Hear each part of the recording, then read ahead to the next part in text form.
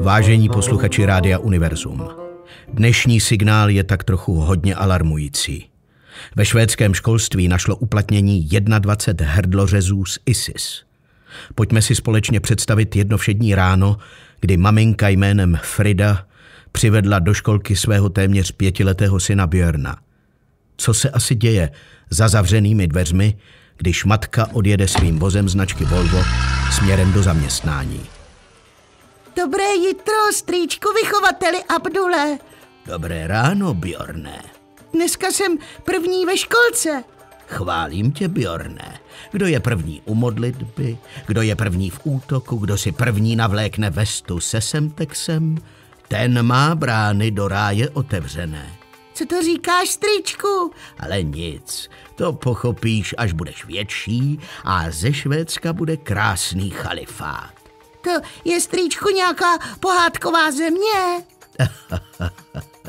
Ty jsi takový bystrý árijský chlapec. To je pohádková země, kde je právo pevné jako okovy z rádců. Vyprávěj mi o té zemi, strýčku Abdule.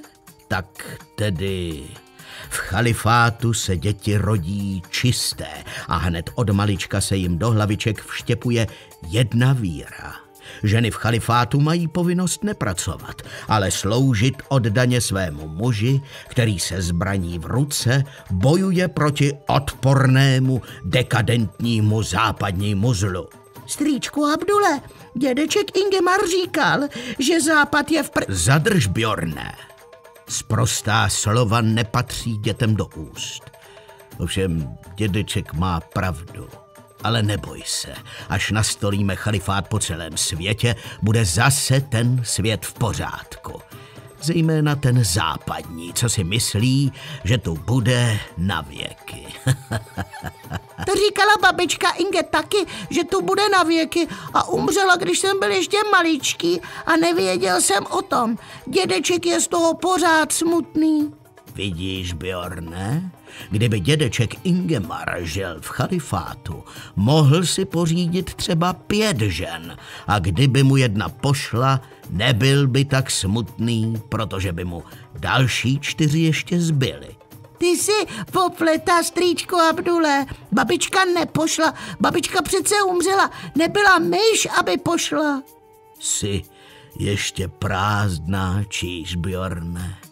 A budu tě tady ve školce muset hodně učit, než pochopíš třeba to, že žena je podřadnější tvor než muž. Já ti nerozumím, strýčku vychovateli. V chalifátu porozumíš. A ty jsi tam někdy byl? Počkej, tady v mobilu mám fotografie. Kdo je ten pán v černém, co mu není vidět do obličeje? To jsem já. Ty držíš zbraň, strýčku Abdule? Ano, to je AK-34. Až budeš větší, naučím tě s ním zacházet. To bude bájo. Ale nesmíš o tom nikde mluvit. Bude to naše malé švédské tajemství. Ano? Nikomu ani muk, strýčku, jako v hrobě. Správně, jako v hrobě, do kterého pošlu tvé rodiče. Co jsi říkal, strýčku Abdule? Ale nic, jenže až přijdou ostatní děti, naučíme se házet kameny.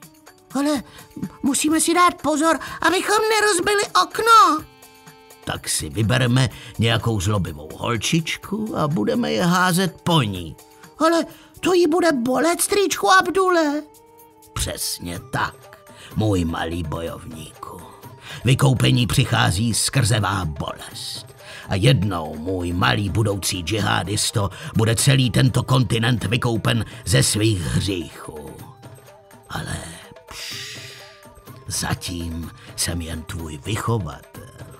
Ještě musíš spapat hodně falafelu, než budu tvůj velitel. Ty můj malý árijský chlapečku.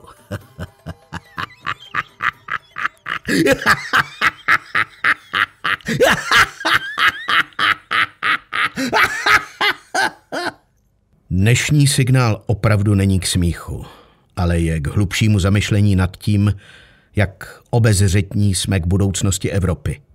Příběh švédské školky a malého Björna se může klidně vyskytovat všude. Nevyjímaje jednoho dne i naši, jak s oblibou mnozí stále tvrdí, bezpečnou zemi.